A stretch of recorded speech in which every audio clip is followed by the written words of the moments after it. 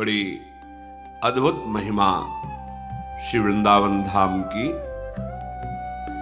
इस संसार के विषयों में जो गाढ़ आसक्त है, गाढ़ आसक्त जैसे विशाल दलदल में कोई फंस जाए और उसके पास कोई निकालने वाला नहीं है, वो स्वयं निकलने की जितनी चेष्टा करेगा वो धंसता चला जाएगा। ये विषयों की आसक्ति, भोगों की आसक्ति बड़ा भयावना दलदल है। इसमें जो प्रवेश कर गया एक बार, तो केवल श्री हरि ही करुणा करके गुरु रूप से आके निकाल सकते, अन्यथा दूसरा कोई नहीं। क्योंकि आप जो भी करेंगे उस पंख में धंस जाएंगे। अहंकार मूल पंख है इस दलदल का। मैं यही प्रधान दलदल का क्षेत्र है। इसी से सारे विकारों का समुदाय हृदय को घेरे हुए है। संस्कृति मूल, आवागमन का मूल है ये देहाभिमान। इसी में सारे दोष रहते हैं। जब हम गुरु चरणों का आश्रय लेते हैं तो सबसे पहला दमन इसी अहंकार का होता है, जिससे सारे दोष अपने आप नष्ट होने लगते हैं। जो घोर विषय है, बहुत ध्यान से सुनने योग्य बात है। कह रहे गाढ़ा शक्ति मता मपीह विशेष स्वत्यंत निर्वेदतो। तो घोर विषय भोगी जीव है। लाडली जी की कृपा से यदि उसे वृंदावन का आश्रय मिल जाए और वास मिल जाए, तो कहते हैं उसे वो परम पद प्राप्त होगा जो बड़ी बड़ी साधनाओं से नहीं होता। घोर विषयी को कोई आश्चर्य की बात नहीं, बिल्कुल आश्चर्य नहीं करना, क्योंकि एक साधारण पारसमणि लोहे को ना बना देती है, तो श्रीधाम वृंदावन तो चिदानंद प्रिया प्रीतम का प्रेम महल है। जैसे प्रिया प्रीतम महामहिम, वैसे ही वृंदावन महामहिम, बिल्कुल अंतर नहीं। पर आपकी पकड़ सच्ची होनी चाहिए। पकड़ सच्ची नहीं होगी तो प्रयास करने वाला आपको निकालना चाहेगा, और आप थोड़ा भी विपरीत दिशा में ताकत लगाएंगे तो आप निकल नहीं पाएंगे। हम लोगों की हालत यही है कि हमें गुरु कृपा प्राप्त है, आराध्य देव की अहेतुकी कृपा प्राप्त है, पर हम अपने आप को विषयों की तरफ, विपरीत दिशा की तरफ घसीट रहे, निकालने में सहयोग नहीं दे रहे। इसीलिए हमारे हृदय के विकार हमको नष्ट कर रहे। देखो, एक तरफ धाम है, एक तरफ विषय है। विषय प्राप्ति के अवसर पर आप धाम को पकड़ते हैं या विषय को? निर्णय आपके ही हृदय में कि आप महान किसको समझते हैं। एक तरफ श्यामा श्याम का स्मरण है, एक तरफ भोग सामग्रियां हैं, भोग क्रियाएं हैं। अब आप किसको पकड़ते हैं, श्यामा श्याम के स्मरण को या भोग क्रिया को? बस अपनी योग्यता हृदय में समझ लीजिए कि आप कहते जरूर हैं कि हम भक्त हैं, हम शरणागत हैं, हम उपासक हैं। किसके? बोले श्यामा श्याम के। तो एक तरफ श्यामा श्याम है, एक तरफ विषय है। आप किसकी तरफ जाते हैं? अगर विषय की तरफ तो झूठे हो, तुम कपटी हो, दंभ कर रहे हो। श्यामा श्याम को इतना लघु समझ लिया। ना धाम निष्ठा, न गुरु निष्ठा, न नाम निष्ठा, न वेश निष्ठा, न इष्ट निष्ठा। तो काहे को शरणागत हो? केवल वाणी से बोलने से बात थोड़ी बनेगी। हृदय में प्रमाणित होना चाहिए, बाहर प्रमाण की जरूरत नहीं है। आपके सामने एक तरफ संसार के भोग रखे जाएंगे और एक तरफ श्री जी। आप किधर कदम बढ़ाते हैं ये देखना है। यदि आपने वृंदावन को पकड़ लिया, एक बार आपको पकड़ना होगा, फिर वृंदावन आपको पकड़ेगा नहीं, बांध लेगा। आप जी नहीं सकते वृंदावन के बिना। देख लेना, जब हम वाराणसी से यहां आए तो जब ये चर्चा सुनी तो लगा कैसे पकड़ता है वृंदावन, कैसे पकड़ता है। जब महानुभाव ऐसा कहते तो मुझे समझ कि अगर हम ना चाहे तो हम कैसे वृंदावन में रह सकते हैं, कैसे पकड़ता है। कुछ दिन तो ये प्रश्न बना रहा, फिर जब वृंदावन ने पकड़ा तब समझ में आया कि अब तो जी ही नहीं सकते, वृंदावन के बिना जी ही नहीं सकते, बिल्कुल नहीं जी सकते। तब लगा कि हां ऐसे वृंदावन पकड़ता है। घोर विषयी को गाढ़ आसक्त भोगों में आपको चिंता नहीं करनी। यदि आपने वृंदावन का आश्रय लिया है, वृंदावन का वास स्वीकार किया है, तो पकड़ो पहले। आपको कोई भी दुख विपत्ति झंझावात, कोई भी सांसारिक राग भोग घसीट ना पावे। एक बार आप पकड़ लो, फिर वृंदावन पकड़ लेगा, माया घसीट नहीं पाएगी। घोर विषयी को भी भगवत प्राप्ति कराने में समर्थ है वृंदावन। गाढ़ा शक्ति मता मपीह विषये स्वत्यंत, माने अत्यंत आसक्त, अत्यंत आसक्त। अपने को शिकायत क्या करनी, मेरा मन नहीं लगता, भजन में मन नहीं लगता, तो तुम अपराध मत करो केवल, और पड़े रहो वृंदावन में। फिर देखो वो गति प्राप्त होगी जो योगियों के लिए भी वांछित है, जिसकी याचना योगी जन करते हैं। क्योंकि कहां पड़े हो, महारानी जी के घर में कभी नूपुरों की झनकार करती हुई ये जुगल जोड़ी निकलेगी, देखेगी ये हमारे दरवाजे में पड़ा है, घर में पड़ा है, निहाल कर देंगे। यहां केवल पड़े रहने से वो बात बनती है जो बड़ी बड़ी साधनाओं से नहीं बनती। आगे कह रहे हैं कि अत्यंत निर्वेदतो, बहुत वैराग्यवान है, भोगों पर दृष्टि ही नहीं जा रही है, बहुत सहनशील है, तो इससे परम पद थोड़ी प्राप्त हो जाएगा। वैराग्य का फल है ज्ञान, और ज्ञान विशुद्ध बोध, और उसका फल है प्रेम। अगर केवल वैराग्य तक ही रुक गए तो आप तपलोक को जा सकते हैं, लेकिन भगवत प्रेम प्राप्त करके प्रभु की सेवा में नित्य निरंतर अनंत प्रेमानंद का अनुभव, ये तो नहीं हो सकता। घोर विषयी को वो पद मिल जाएगा जिसने धाम का आश्रय ले लिया, प्रिया प्रीतम के चरणों का आश्रय ले लिया, और ये निर्णय कर लिया कि अब इस शरीर को इसी रज में मिला देना है। सी वृंदारण्य भूमो लुठतुमम तनुर विह्वलानंद पूरई है, यही तड़प कर प्राण छोड़ेंगे, कुछ भी हो जाए। बाहर ये जिनको वास मिल गया है, बाहर कदम नहीं, प्राण निकल जाएंगे, हम श्री जी के पास जाएंगे। जो बाहर हैं वो वृंदावन का ऐसे आश्रय लें जैसे छुट्टी मिलने पर वो नौकरी करने वाला व्यक्ति कहीं भी हो भाग के घर आता है। ऐसे वृंदावन से तुम्हारा प्रेम हो, जहां संसार व्यवहार में आपको छुट्टी मिले, एक दिन एक रात भाग कर आ गए, धाम में आए, धाम को प्रणाम किया, प्रफुल्लित मन परिक्रमा की नाम जप करते हुए सत्संग सुना, फिर अपने हृदय में वृंदावन बसाकर फिर बाहर अपने कार्य के लिए चले गए। जब कभी लाडली जो कृपा करेंगी तो वास हो जाएगा, अगर नहीं भी होगा तो आश्रय से वही फल प्राप्त होगा जो वास से प्राप्त होता है। पर पक्का आश्रय, पक्का आश्रय। 4 दिन की छुट्टी हुई, चलो ना अमुक तीर्थ चलते हैं, नहीं अब हमारे पास तो एक ही रास्ता रह गया है, केवल वृंदावन।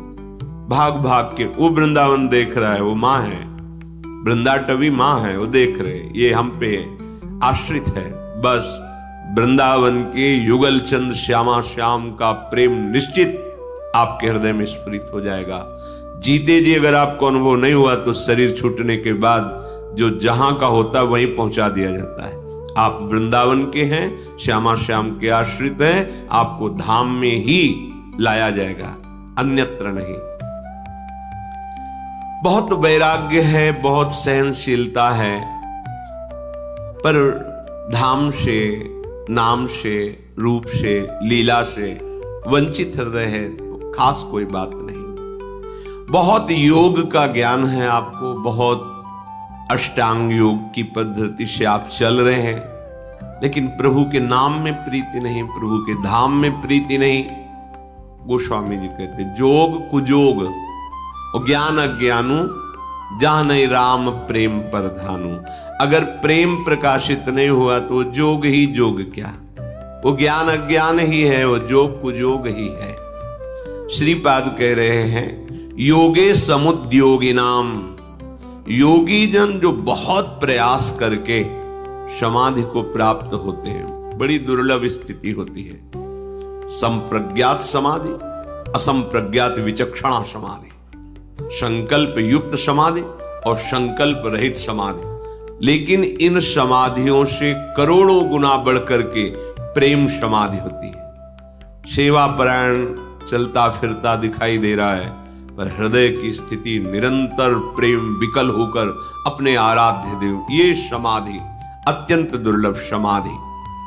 जो योगी जन बड़ा उद्योग करके अपने चित्तवृत्ति का निरोध करके समाधि को प्राप्त होते हैं, उससे कई गुना बढ़कर महासुख भरी समाधि ये वृंदावन प्रदान करता है।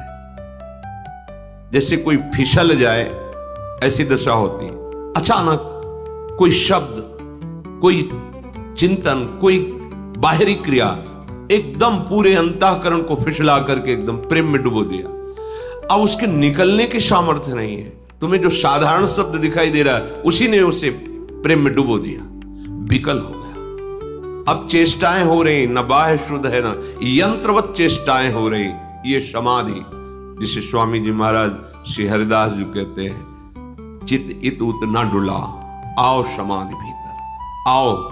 इस समाधि को, ये समाधि वृंदावन प्रदान करता है। ब्रह्मानंद रसैकलीन मनुष्याम, जो एकमात्र ब्रह्मानंद को प्राप्त हो गए हैं, उनके भी मन को अधीन करने की सामर्थ्य वृंदावन धाम में है।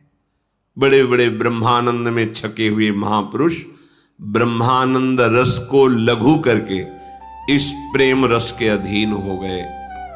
शुकाचार्य भगवान सुखदेव जी एक श्लोक पहला सुना, बरहा पीडम नटवर बपू। हमारे वृंदावनाधीश्वर के इस रूप का, सौंदर्य का केवल श्रवणेंद्रिय से श्रवण करके भाव में पान किया तो उन्मत्त हो गए, ब्रह्मानंद रस छोड़ करके रूपानंद में आसक्त हो गए। प्रभु का स्वभाव सुना, विकल हो गए। ऐसा ये रूप है।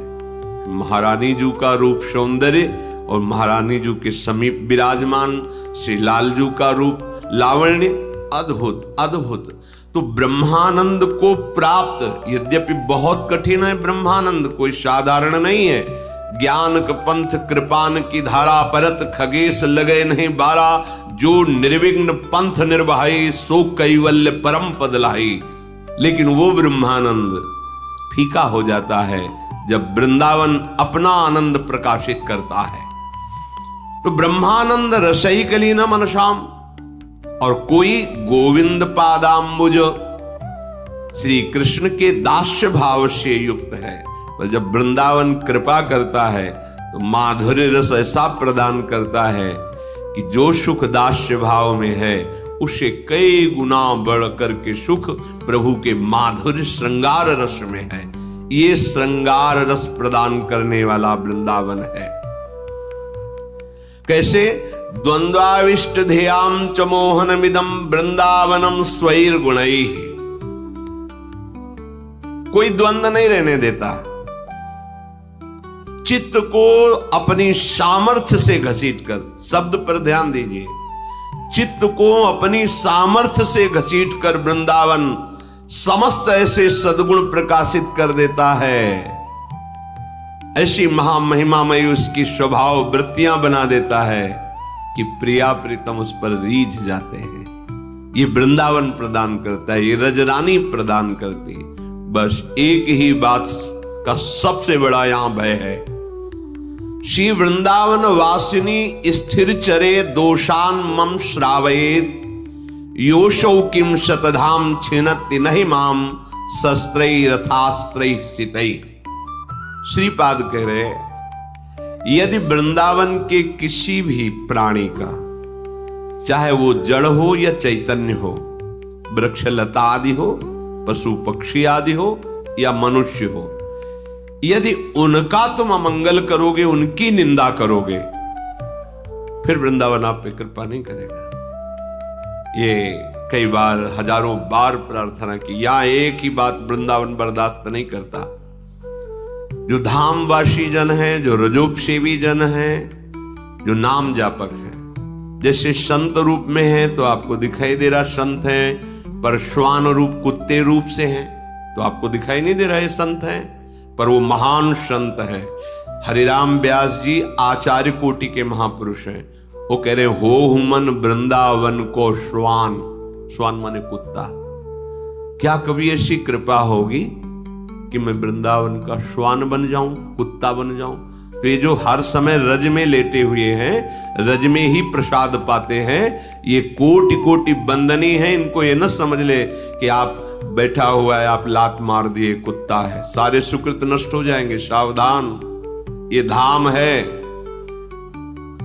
यहां लौकिक दृष्टि काम नहीं करेगी।